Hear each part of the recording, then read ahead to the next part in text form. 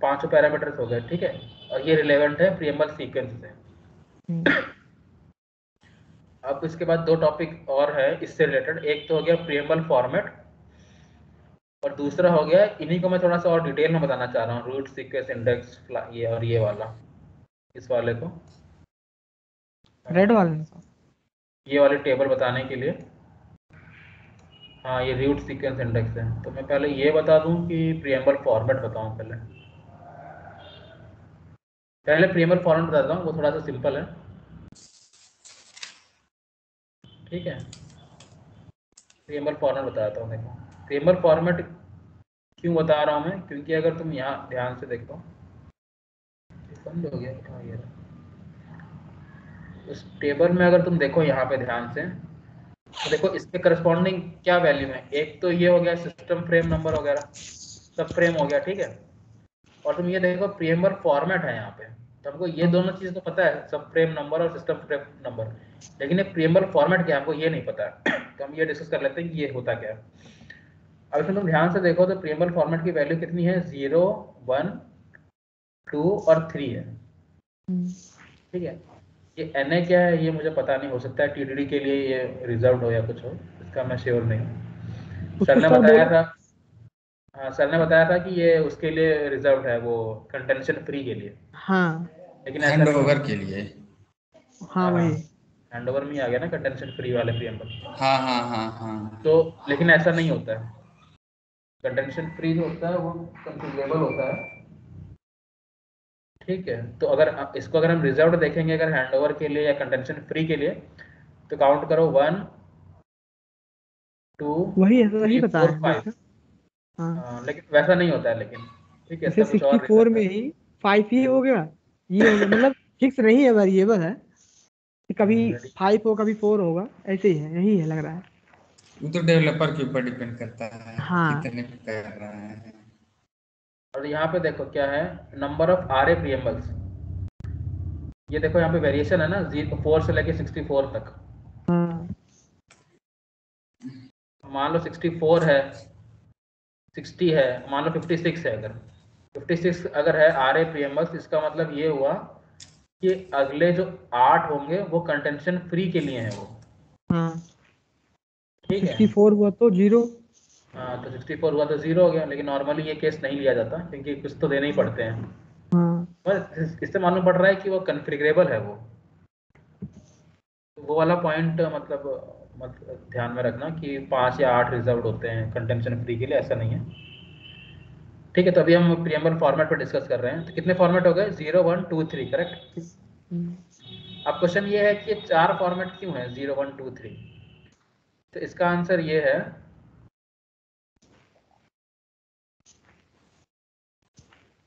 ये देखो प्रीएम्बल इसमें छोटा दिख रहा होगा, नहीं दिखाई पड़ रहा है है छोटा बहुत।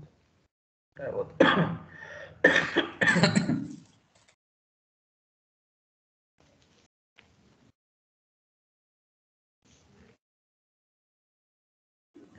देखो इसमें क्या है, अगर प्रीएम्बल फॉर्मेट 0, 1, 2, 3, ठीक है, ये 4 पे ध्यान मत देना, ये उसके लिए है, किसके लिए होता है ये शायद TDD के लिए है ये।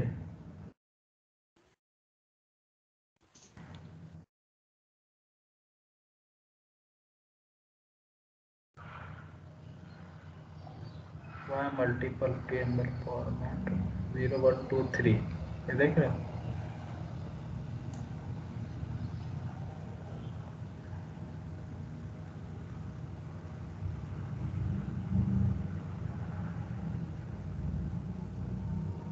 यहीं पर ही कहीं लिखा हुआ था, हाँ ये रहा फॉर्मेट कितने, 0, 1, 2, 3। जो फोर्थ वाला है वो देखो, frame structure type 2 spectra special सब frame configuration only assuming that the number of additional, नहीं क्या लिखा हुआ है यार, ये कुछ फ्रेम स्ट्रक्चर टाइप 2 कुछ नोट है ये, ठीक है।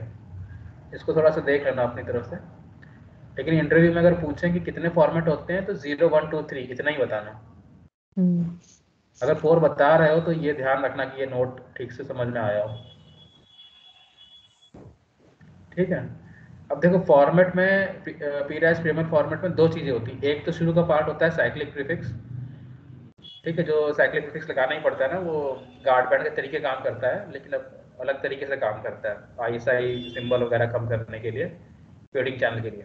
और ये जो सीक्वेंस है ये अपना मेन प्रीएम्बल सीक्वेंस हो गया जो हमने डिस्कस किया अभी। तो प्रीएम्बल सीक्वेंस अकेला नहीं जाता है, ऑफकोर्स कुछ पार्ट रिजर्व होगा ना साइक्लिक प्रीफिक्स के लिए। तो इन दोनों पे डिपेंड करता है फॉर्मेट, मतलब प्रीएम्बल फॉर्मेट में इन दोनों का वेरिएशन होता है।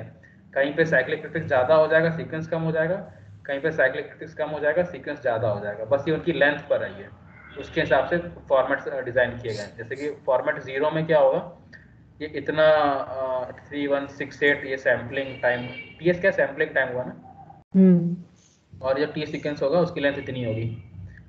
अब 1 में क्या होगा, साइक्लिक प्रीफिक्स बढ़ जाएगा, टी सीक्वेंस उतना ही रहेगा। फॉर्मेट 2 में क्या है, ये थोड़ा मॉडरेट है साइक्लिक प्रीफिक्स, और इधर जो सीक्वेंस है वो देखो ऑलमोस्ट डबल हो गया है, वो मल्टीप्लाई बाय 2 हो गया है। फॉर्मेट 3 में क्या है, जो साइक्लिक प्रीफिक्स है वो 1 के तरीके ही है, थोड़ा सा बढ़ा दिया है फिर से, और जो टी सीक्वेंस है वो लेंथ उसकी बढ़ गई है। ठीक है, अब देखो इसमें क्या होगा कि ये हम कब यूज़ कर सकते हैं, जब देखो ऐसी रिक्वायरमेंट है कि जो चैनल जो है ना वो उसमें फेडिंग ज़्यादा है, नॉइस ज़्यादा है, और क्या बोलते हैं, फेडिंग नहीं बोलेंगे, इसके बहुत सारे यूज़र्स हैं, तो एक साइनर थोड़ा सा इंटरफेरेंस हो सकता है ना। जब इंटरफेरेंस हो रहा है तो उस टाइम पे क्या होगा कि अगर ठीक से डिकोड करना है यूई को, तो क्या होता है कि मान लो कि बिट मैंने भेजे 0101, ठीक है, तो इसको डिकोड करने में हो सकता है कि कुछ प्रॉब्लम आएगी नोड भी को, क्योंकि चैनल के थ्रू जाएगा तो कुछ एरर्स आ गए होंगे, करेक्ट। लेकिन मान लो कि बहुत बड़ा सीक्वेंस है 001100110011, तो इसको डिकोड करने की प्रोबेबिलिटी ज़्यादा होती है कि ये इसमें ना एरर कम होंगी। ठीक है, फॉरवर्ड एरर करेक्शन जो भी एल्गोरिथम लगाता है इनोड भी, तो सीक्वेंस जितना बड़ा होगा उतना वो उसको एरर्स कम होंगी ना उस पर। ये पॉइंट समझ में आया? ये हमें ज्यादा रहेगा तो ज्यादा ही रहेगा हमें लग रहा है। नहीं देखो, मान लो कि बिट एरर रेट है, बिट एरर रेट एक होता है, मान लो कि 2% का है। 2% क्या मतलब हुआ कि 2 बिट्स लॉस हो जा रही हैं अगर 100 बिट्स भेज रहे हो तो। ठीक है, तो अगर मान लो कि ये वाला सीक्वेंस है और ये बिट एरर रेट डिपेंड करता है उस टाइम पे चैनल पे कैसा नॉइस है। तो अगर इसमें 2 बिट अगर लॉस हो गई, तुम्हारे पास कितना बचा, 1 2 3 4 ही बिट तो बचे फिर। तो इसमें तो कम इन्फॉर्मेशन निकाल पाओगे, लेकिन अगर सीक्वेंस बड़ा है, इस पे अगर 2 लॉस हो रहे हैं, 1 2 3 4 5 6 7 8 9 10, तो फिर 10 बिट्स फिर भी तुम्हारे पास बचे हुए हैं, तो तुम इन्फॉर्मेशन को ठीक से रिकवर कर लोगे इस पे। ये कुछ ऐसा है कि मेरा नाम है ललित, ठीक है, तो मैंने ये भेज दिया नॉर्मली, लेकिन अगर चैनल खराब है तो मैं क्या करूँगा, टाइम इसको टी सीक्वेंस को ऐसे बड़ा कर दूंगा कि ये मेरी ये जो नाम है ना, ऐसा ट्रांसमिट नहीं होगा, ये ऐसा ट्रांसमिट होगा।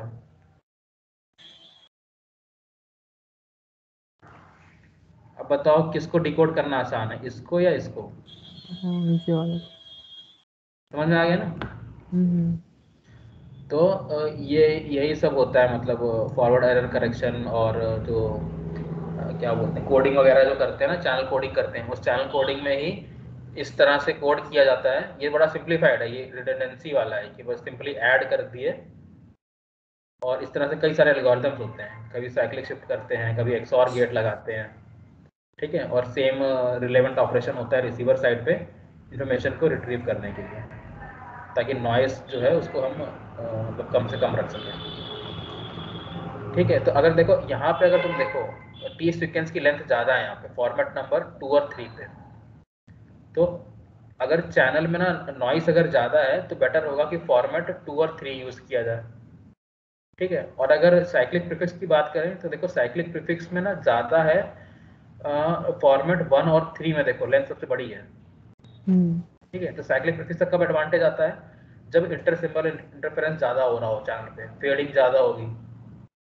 ठीक है, तो चैनल पर डिपेंड करेगा कि चैनल की सिचुएशन को देखते हुए फॉर्मेट नंबर 1 और 3 यूज़ कर लेंगे अगर इंटर सिंबल इंटरफेरेंस ज़्यादा हो रहा है तो। ठीक है, और अगर इंटरफेरेंस सिंबल ठीक ठाक है लेकिन नॉइस ज़्यादा है, इंटरफेरेंस ज़्यादा हो रहा है, ठीक है, तो फिर 2 और 3 यूज़ कर लेंगे। तो सिचुएशन के हिसाब से ज़रूरत पड़ रही थी कि साइक्लिक प्रीफिक्स को कम ज़्यादा करें या टी सीक्वेंस को कम ज़्यादा करें, इसलिए क्या कर दिया, फॉर्मेट ही डिसाइड कर दिया। तो कौन सा फॉर्मेट उस टाइम पे यूज़ करना है वो ध्यान में रखते हुए ई नोड भी जो क्या करेगा, SIP2 के जरिए बता देगा कि अपना ये वाला कॉन्फ़िगरेशन इंडेक्स यूज़ करो। ठीक है, देखो 0 है तो यहाँ तक है, 0 से 15, 1 है तो 16 से लेकर के ऐसा करें, मतलब 4 पार्ट्स में डिवाइड कर दिया है इसको, 0 से लेकर के 63, यानी जो 64 जो है PRAC कॉन्फ़िगरेशन इंडेक्स, वो 64 को 4 पार्ट्स में डिवाइड कर दिया, और सिचुएशन के अकॉर्डिंग वो कौन सा पार्ट यूज़ करना है वो ई नोड भी बता देगा वाया SIP2। हाँ 16 मतलब कर दिया ना, 16 उसको 16 उसको 16 ऐसे लग रहा है। हाँ हाँ ठीक है, एग्जैक्ट 16 मत बोलो क्योंकि बीच में देखो ये हाँ। NA आ गया ये, है ना। देखो लास्ट फॉर्मेट 3 पे 1 2 3 4 5 6 7 8 9 10 11 12 13 ही है, लेकिन मोटा मोटा तुमको कंसेप्ट समझ में आ गया ना। हाँ ठीक है, तो फॉर्मेट का ये है। अब देखो एक और चीज़ होती है, ये वाला जो कहाँ गया वो टेबल मैंने दिखाई थी ना, फॉर्मेट में क्या 2 चीज़ें होती हैं, एक साइक्लिक प्रीफिक्स हो गया, एक टी सीक्वेंस हो गया, करेक्ट, फ्रेमवर्क सीक्वेंस मेन होगा ये। अब इसमें एक और चीज़ होती है, वो होता है गार्ड बैंड। ठीक है, कहाँ चला गया, ये रहा गार्ड टाइम, ये भी उसमें एडिशनली एडेड होता है। अब इसका क्या रोल प्ले होता है गार्ड टाइम का, इसका ये रोल होता है कि देखो साइक्लिक प्रीफिक्स ही यूज हो जाता है उसका इंटर सिंबल इंटरफेरेंस कम करने के लिए, ये भी एक तरीके से गार्ड के तरीके ही काम करता है। लेकिन ये जो गार्ड टाइम है ना, ये इस टाइम पे डिपेंड करता है कि कितना दूर तक वो सिग्नल जाएगा। ठीक है, क्योंकि ये जो बाकी का टाइम है ना, सब फ्रेम का टाइम है, ये तो इन्फॉर्मेशन होल्ड ही कर रहा है। तो इस टाइम का तुम यूज नहीं कर सकते कि भाई मुझे लखनऊ जाना है 1 घंटे का लेक्चर करने के लिए, तो 1 घंटे का जो लेक्चर है ना वो मुझे वहाँ रुक करके वहाँ पे स्टे करके सुनना पड़ेगा, उस टाइम को मैं यूज नहीं कर सकता ट्रेवल करने में।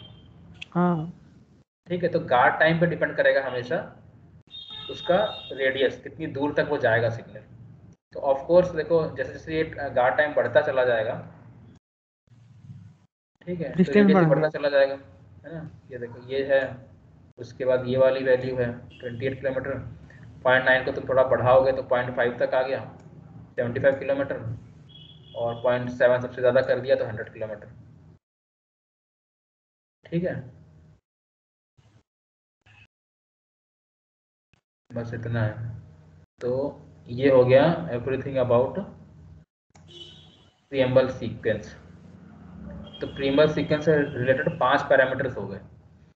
जनरेट करने के लिए 3 है, root sequence index, high speed flag, zero correlation zone config, और +2 जो 2 पैरामीटर हैं कि वो कहाँ कहाँ पर भेजने हैं with respect to time and frequency, ये भी बताएगा सब कुछ। SIP2 में आती है सारी इन्फॉर्मेशन। PRAC कॉन्फिग इंडेक्शन क्या होता है, 0 से लेके 63 और 4 फॉर्मेट होते हैं। PRAC फ्रीक्वेंसी इंडेक्स क्या है, रेंज होती है 0 से लेके 94 तक। ये सब कुछ हो गया प्रीएम्बल सीक्वेंस के बारे में। ठीक है, अभी ये सारा समझ में हो गया तो कंफर्म करो, फिर मैं थोड़ा सा और डिटेल में कुछ बताना है। ये सब तो हो गया।